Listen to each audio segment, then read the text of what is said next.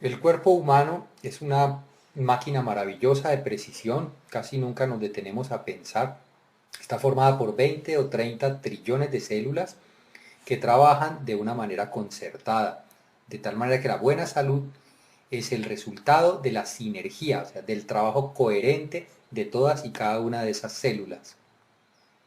Como cualquier organismo viviente, cada una de nuestras células necesita agua, necesita nutrientes y necesita oxígeno. Pero ¿qué recibe también en los tiempos modernos? Con el agua estamos incorporando cloro, flúor, óxido de hierro, sulfato de aluminio. Con los alimentos, pesticidas, preservantes, colorantes, compuestos de drogas farmacéuticas. Y con el aire respiramos un cóctel muy peligroso de monóxido de carbono, de óxido de nitrógeno y de óxido de azufre, etcétera. Desde que comenzó la revolución industrial 200 años atrás, hemos fabricado más de 112.000 productos que reciben el nombre de xenobióticos, que quiere decir ajenos a la vida. Y resulta que nuestros organismos sencillamente no saben qué hacer con muchas de esas moléculas que producimos y que estamos incorporando. Además se suma que cada vez estamos más expuestos a las radiaciones electromagnéticas. Esta información proviene de unos artículos del Departamento de Estado en Estados Unidos. Ellos hablan de más de 70.000 sustancias químicas artificiales en productos que usamos corrientemente y en la aparición e introducción a los mercados de 1.000 sustancias nuevas cada año. Podemos encontrar fácilmente alrededor de 700 químicos industriales en un cuerpo humano. Y en 2.500 exámenes de sangre se encontraron porcentajes muy altos de 148 productos químicos. Y la Escuela de Salud Pública de la Universidad de Columbia estima que el 95% del cáncer es causado por dietas que contienen cantidades excesivas de toxinas. Por un lado, estamos incorporando tóxicos. Es la moraleja de hasta dónde hemos avanzado. ¿Qué ocurre a nivel celular dentro de nosotros? Dentro de cada una de nuestras células hay unos organelos que se llaman mitocondrias. En esas mitocondrias se produce el combustible celular, que se llama adenosíntrifosfato, ATP. ¿A partir de qué? A partir de los metabolitos simples. Los metabolitos simples son simplemente los nutrientes que vienen de toda la digestión de los alimentos. Nosotros consumimos carbohidratos, consumimos proteínas, consumimos aminoácidos. El estómago, los ácidos del estómago y el proceso digestivo convierten, o sea, desmontan todas esas moléculas en moléculas más sencillas, las entregan a cada una de las células y a partir de esos metabolitos simples, como se conocen, las mitocondrias fabrican ATP, que es simplemente la gasolina de las células. El ATP es la principal forma de energía que utilizan las células para realizar su trabajo biológico. Podemos decir de una manera más o menos metafórica que nada al interior de la célula se mueve sin ATP. Es decir, el ATP proporciona la energía para el trabajo biológico útil de cada una de las células. La molécula de ATP está formada por una base nitrogenada que se llama adenina, que está unida al carbono 1 de un azúcar que se llama ribosa, y ese azúcar que se llama ribosa en su carbono 5 enlaza 3 grupos fosfatos de alta energía. ¿Qué nos interesa retener en nuestra mente en este momento? Que la molécula de ATP, que es la forma de energía utilizada por las células, contiene, entre otras cosas, un azúcar que se llama ribosa.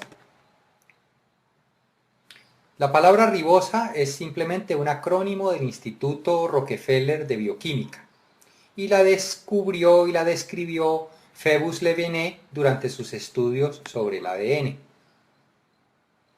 ¿Qué pasa con la ribosa? En presencia de ribosa, o sea, si tenemos suficiente ribosa dentro de nuestras células, los depósitos de ATP se recargan muy rápidamente. La ribosa es una sustancia natural extremadamente segura. ¿Para qué es indispensable también la ribosa? Para la síntesis de los ácidos ribonucleicos. Recordemos en el colegio que veíamos que el RNA y el DNA o el ADN, el ácido ribonucleico y el ácido desoxirribonucleico. ¿De qué se encargan estos ácidos en el interior de las células? El ácido ribonucleico es el transmisor de la información. Las células necesitan comunicarse entre ellas. Por ejemplo, llegan los mensajes a través de las hormonas sobre hay que madurar sexualmente, le llegan a una niña, por decir un ejemplo, a los 14 años. Y hay todo un trabajo orquestado que empieza a ocurrir en su organismo para que tenga lugar la maduración de esa joven. Esos mensajeros de información son los ácidos ribonucleicos. Y ahora, toda la información genética, que es donde están guardadas todas las instrucciones de funcionamiento de las células, todo lo que transmitimos a nuestros hijos, están configurados en el ADN. Entonces, la ribosa es fundamental para mantener la integridad de estos ácidos nucleicos.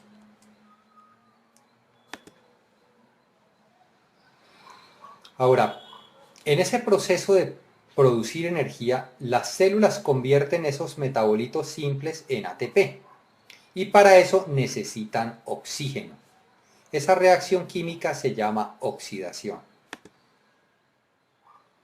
Durante la oxidación, algunos átomos del oxígeno que utilizamos, alrededor de un 5 o 7% de esos átomos, pierden un electrón y se tornan muy reactivos. Esos oxígenos tenían 8 electrones en su órbita externa, pierden uno, quedan con 7 electrones y se vuelven muy agresivos, con una capacidad muy grande de oxidar. Esos átomos de oxígeno reactivo necesitan robar un electrón para equilibrarse. Entonces, ¿qué empiezan a hacer alrededor? A causar daños. Estos átomos de oxígeno reactivo inicialmente reciben el nombre de radicales libres. Hay varias generaciones de radicales libres, cada vez más agresivas la una después de la otra. La primera generación de radicales libres se llama radical superóxido y son potencialmente peligrosos. ¿Por qué? Si no se neutralizan oportunamente, generan una reacción en cadena conocida como estrés oxidativo. El organismo tiene un balance muy delicado entre la oxidación y la reducción. En un proceso de oxidación, ¿qué ocurre? Una entidad química entrega electrones, o sea, pierde electrones. Esa entidad se oxida. La otra recibe electrones. Esa entidad se reduce. Ahora, el estrés oxidativo ocurre cuando la capacidad del organismo de neutralizar sus radicales libres es menor que la producción de esos radicales libres. Es decir, empiezan a ocurrir como pequeños fuegos dentro de la célula. Si esos fuegos no se apagan oportunamente, pues forman un incendio. El estrés oxidativo es el incendio que empieza a desbordarse dentro de nosotros mismos. Y ese estrés oxidativo puede dañar muchas moléculas de los lípidos, que son las grasas que cubren las membranas celulares, de las proteínas que hacen parte y de las proteínas que hacen parte del ADN. O sea, esos átomos de oxígeno reactivo que se conocen con el nombre de radicales libres y que empiezan a generar otros radicales libres más agresivos, le roban electrones a todas las estructuras del ADN y de las membranas celulares y empiezan a ocasionar daño en nuestro interior, daño celular.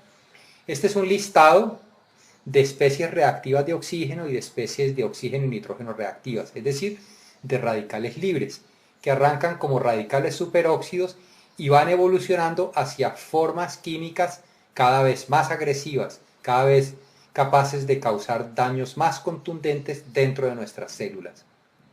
Leíamos que cada día nuestras células soportan el ataque de 10.000 a 1.000.000 de radicales libres.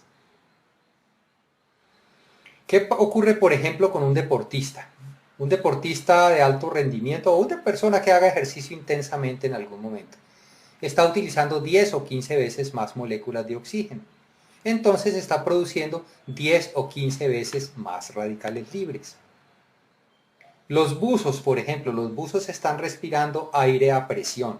Cuando están a 10 metros están utilizando aire a 2 atmósferas, cuando están a 20 metros a 3 atmósferas. Entonces están utilizando mucho más moléculas de oxígeno que si respiraran normalmente en la superficie.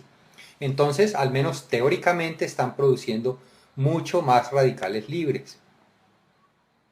Los montañistas tenemos una presión parcial de oxígeno mucho menor en las alturas, porque la presión atmosférica es menor.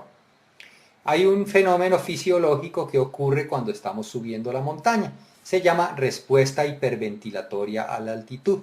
Es decir, respiramos más veces para tratar de mantener nuestra presión de oxígeno arterial en unos niveles razonables. Entonces empezamos a consumir muchas moléculas de oxígeno y por lo tanto a producir mucho más radicales libres. Entonces, ¿qué ocurre cuando se desborda esa producción de radicales libres? Cuando esa producción de radicales libres desborda la capacidad del organismo de neutralizarlos, entramos en una fase de estrés oxidativo. ¿Y qué es el estrés oxidativo? El estrés oxidativo es el que dispara la inflamación. O sea, estrés oxidativo al final significa inflamación celular. Y muchas enfermedades comienzan como inflamación. Pensemos de dónde viene. Inflamación viene de la palabra latina flama, que significa fuego. La inflamación a nivel celular es como un fuego interior. Si esa inflamación no se neutraliza, no se apaga, sencillamente quema, destruye. ¿Qué ocurre cuando esa inflamación celular empieza a destruir las células y las células se ven obligadas a regenerarse una y otra vez y otra vez y otra vez? Resulta que dentro de las células, en la parte terminal de los cromosomas, existen unas estructuras que se llaman telómeros.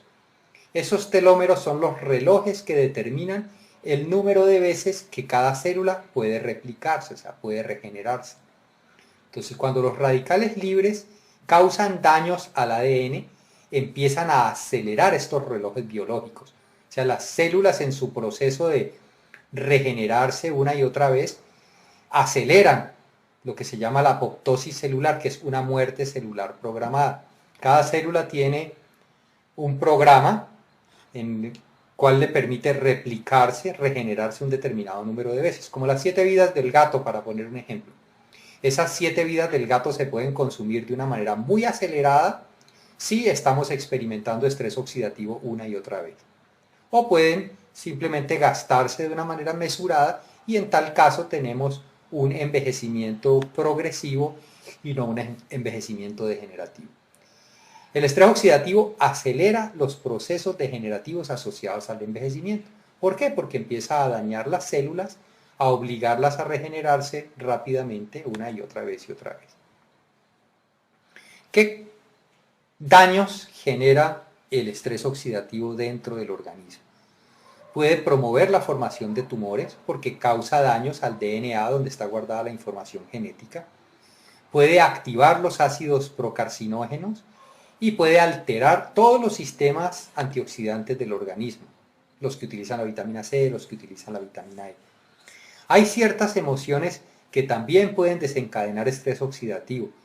Todos hemos experimentado cómo nos desgasta una angustia, cómo una rabia nos deja incluso con el sistema inmune bajito. Nos enfermamos fácilmente después de experimentar estrés, después de experimentar angustia. Pero, digamos, hasta ahora hemos tenido un panorama de cómo nos intoxicamos desde afuera y cómo también nosotros mismos producimos una forma de contaminación interior que se llama radicales libres. La naturaleza es muy sabia y ella balancea las cosas. O sea, para neutralizar los radicales libres, que son subproducto de nuestra producción de energía, y para desintoxicar las células, el organismo fabrica un antioxidante llamado glutatión. Le hemos puesto un antioxidante multipropósito porque cumple muchas tareas. El glutatión fue descubierto en 1888 por un científico francés, de Raifaide. Sin embargo, nosotros no habíamos oído hablar de glutatión. Más adelante vamos a ver por qué, si es tan importante, no sabíamos nada de glutatión, más allá de las comunidades de científicos. El glutatión está formado por 3 aminoácidos: glicina, glutamina y cisteína. O sea, el glutatión se produce dentro de cada una de nuestras células. De esos 3 aminoácidos, glicina, glutamina y cisteína, la cisteína es escasa y es rara en los alimentos. ¿Qué hace el glutatión? El glutatión tiene la habilidad de entregar un electrón de hidrógeno y neutralizar muchas formas de radicales libres, sin convertirse él a su vez en un radical libre. Recuerden que hablábamos de esos oxígenos reactivos que han perdido un electrón y necesitan recuperarlo. La molécula de glutatión le entrega un electrón de hidrógeno y equilibra nuevamente esos oxígenos reactivos o esas otras formas de radicales libres. Pero a su vez, él no se convierte en un radical libre por perder ese electrón, porque inmediatamente se junta con otra molécula de glutatión, forma disulfuro de glutatión y mediante una reacción química que se llama, por el uso de una enzima que se llama glutatión reductasa, recupera otra vez su forma de glutatión reducido. Hay una medida de inflamación celular que es una ecuación, es la glutatión oxidado contra glutatión reducido. Si es más alto los niveles de glutatión oxidado, el organismo está experimentando un estrés oxidativo bastante intenso. ¿Qué sabemos sobre glutatión? Les contaba que no habíamos oído hablar de glutatión la mayoría de nosotros, pero sí habíamos oído hablar sobre vitamina C, sobre vitamina E.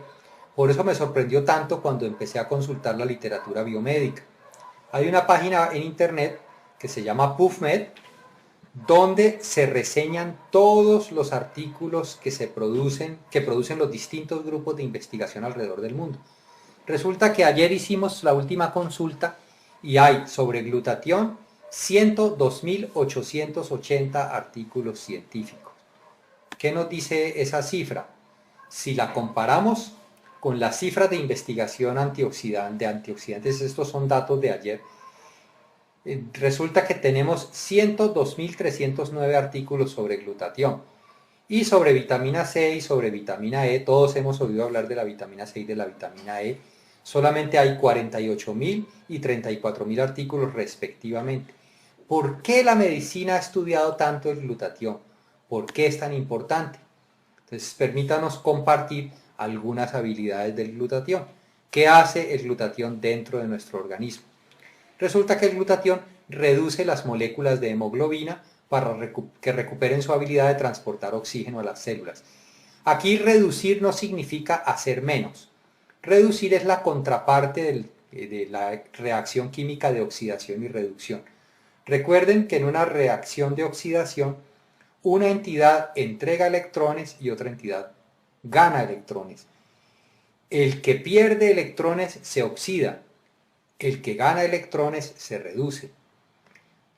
Las moléculas de hemoglobina que están en los glóbulos rojos se encargan de tomar oxígeno desde los pulmones y repartirlo a todas y cada una de las células, y de tomar dióxido de carbono, que es un subproducto del metabolismo, de todas y cada una de las células y sacarlo nuevamente hasta los pulmones para que pueda evacuarse durante la expiración. Resulta que en este ciclo de tomar oxígeno, repartirlo, recibir dióxido de carbono y evacuarlo, las moléculas de hemoglobina sufren unas transformaciones. El glutatión es el que se encarga de que estas moléculas vuelvan a estar disponibles para transportar oxígeno en cada ciclo. Es decir, sin glutatión ni siquiera podríamos aprovechar el oxígeno que tomamos durante nuestra respiración. ¿Qué otras cosas hace el glutatión? Es importante para la producción de linfocitos. Los linfocitos, recordemos, son los glóbulos blancos. Podemos producir un glóbulo blanco, dura digamos media hora o 2 horas máximo. Se producen todo el tiempo en el organismo y son nuestra primera línea de defensa contra los virus y contra las enfermedades. El glutatión es fundamental para que los glóbulos blancos, para que los linfocitos puedan cumplir con sus tareas.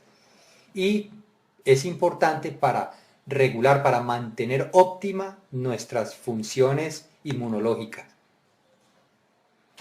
Una habilidad que nos llamó mucho la atención sobre el glutatión es que ayuda a evitar la oxidación de las grasas y por lo tanto la formación de placas en las arterias. Resulta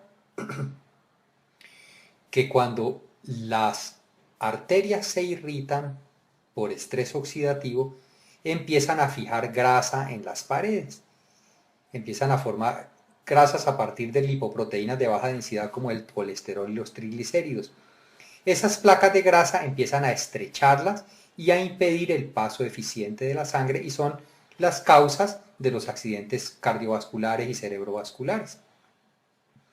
La otra cosa que ocurre es que en esas paredes irritadas de las arterias empiezan a formarse ateromas, que son depósitos de grasas oxidadas que en cualquier momento se revientan y producen coágulos.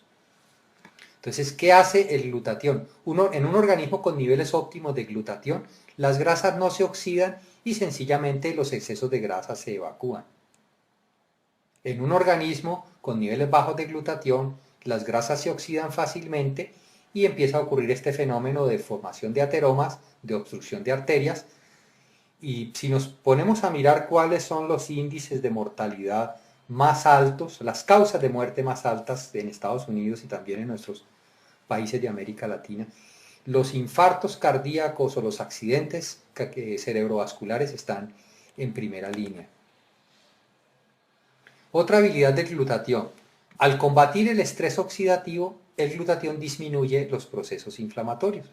Habíamos visto que los procesos inflamatorios arrancaban como estrés oxidativo. El glutatión mejora el rendimiento deportivo porque disminuye los tiempos de recuperación y permite entrenar de una manera más intensa. El glutatión también combate la formación de ácidos carcinogénicos, retarda la formación de tumores y suaviza los efectos de la quimioterapia y de la radioterapia.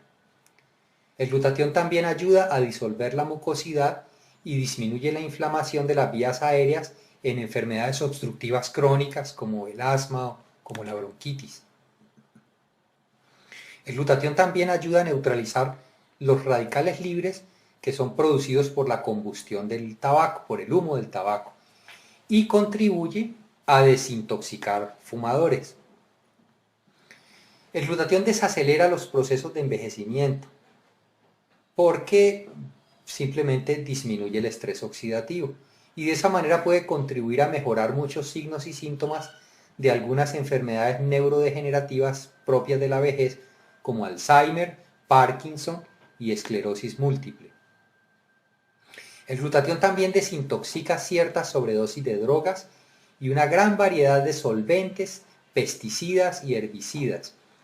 Nos llamó mucho la atención encontrar, por ejemplo, que el acetaminofén, que es un químico que se utiliza corrientemente para los dolores, sea tan tóxico.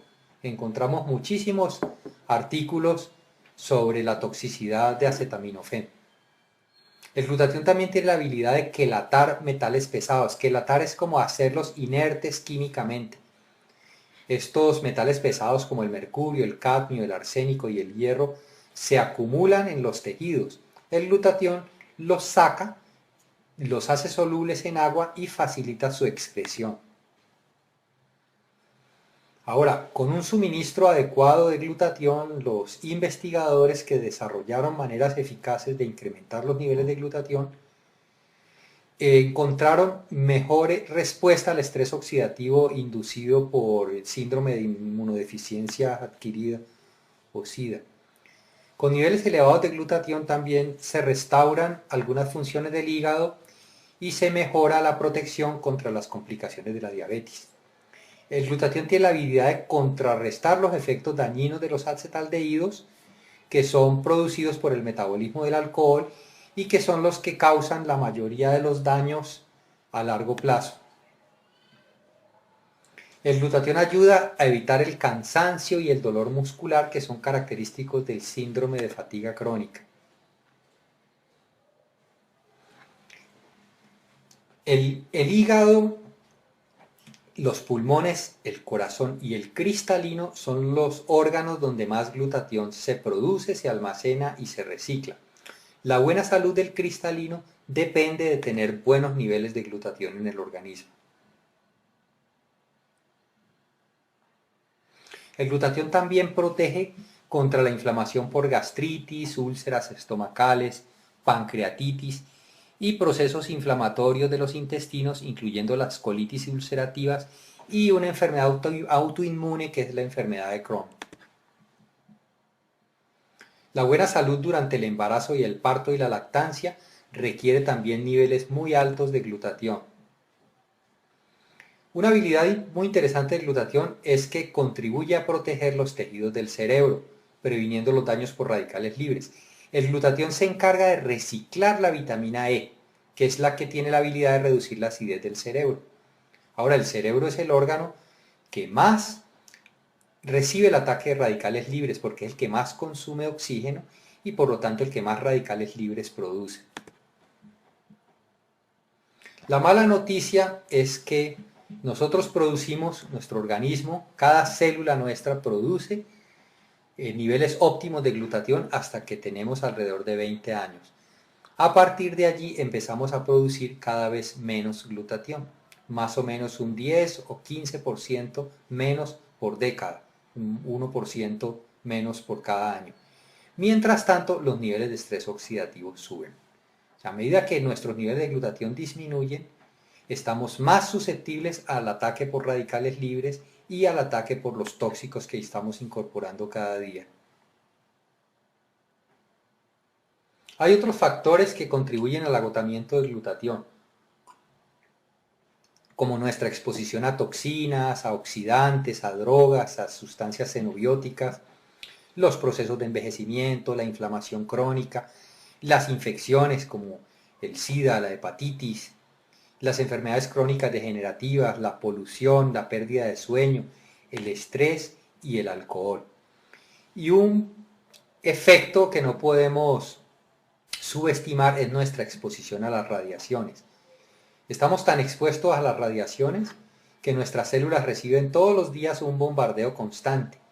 Y ese bombardeo tiene la capacidad de desconfigurar algunas moléculas, de hacerles perder electrones, y finalmente de producir radicales libres.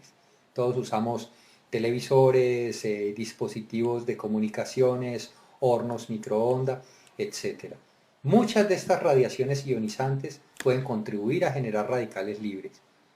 Un factor que no podemos subestimar es lo que está ocurriendo con las dietas. Las dietas inadecuadas, especialmente el consumo de refritos hechos con aceites hidrogenados, pueden causar estrés oxidativo. Y estas dietas acidifican y provocan inflamaciones en el organismo. Los estudiosos de nutrición han empezado a llamar estas dietas inflamatorias. En resumen, hay más de 74 enfermedades asociadas a los bajos niveles de glutatión. Tenemos desde enfermedades cardiovasculares, pulmonares, neurológicas, oftalmológicas, inmunológicas, infecciosas, reumatológicas, oncológicas, dermatológicas. Si los niveles bajos de glutatión, esto está ampliamente documentado en la literatura médica. 74 o más enfermedades asociadas a los niveles bajos de glutatión. Ahora, ¿qué beneficios puede esperar un organismo al incrementar los niveles de glutatión? Se disminuyen los procesos inflamatorios, el organismo recupera la habilidad de desintoxicarse de metales pesados y de muchas sustancias químicas y de toxinas y de prácticamente todos los radicales libres conocidos.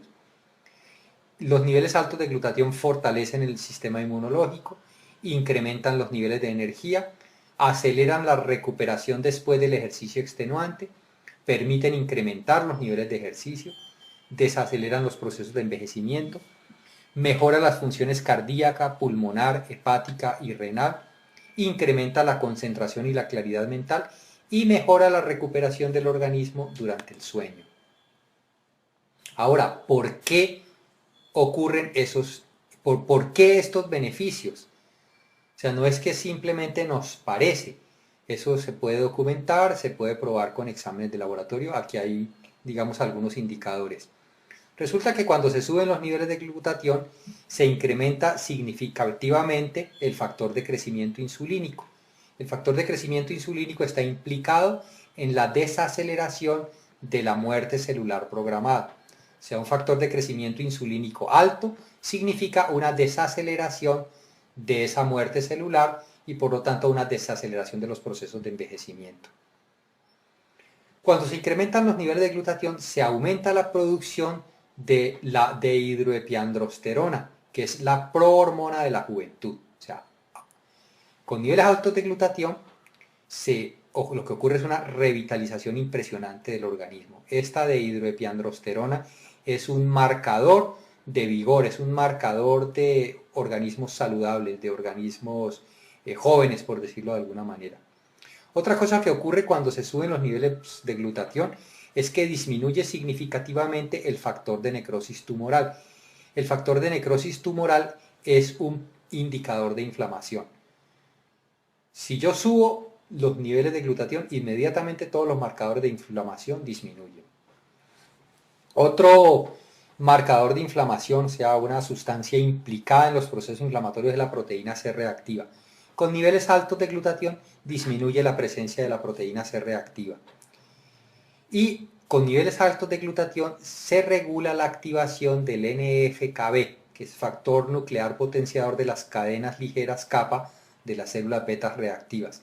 Este nombre tan complicado es una sustancia que está implicada en muchas patologías crónicas y degenerativas y en el desarrollo inmune inadecuado. Pues resulta que el glutatión regula la actividad de esta sustancia. Esto puede medirse en exámenes de laboratorio, puede comprobarse la veracidad. Esto es una lista de químicos que son solubles en grasas y que son difíciles de desintoxicar, pero que el glutatión tiene la habilidad de desintoxicarlos. ¿Cómo nos exponemos a esos químicos? Simplemente comiendo papas refritas en la calle, exponiéndonos a efluentes industriales, respirando humo de los vehículos, humo de cigarrillos, de asadores, de exhaustos de vehículos, exponiéndonos a algunas ropas, algunos desinfectantes, algunos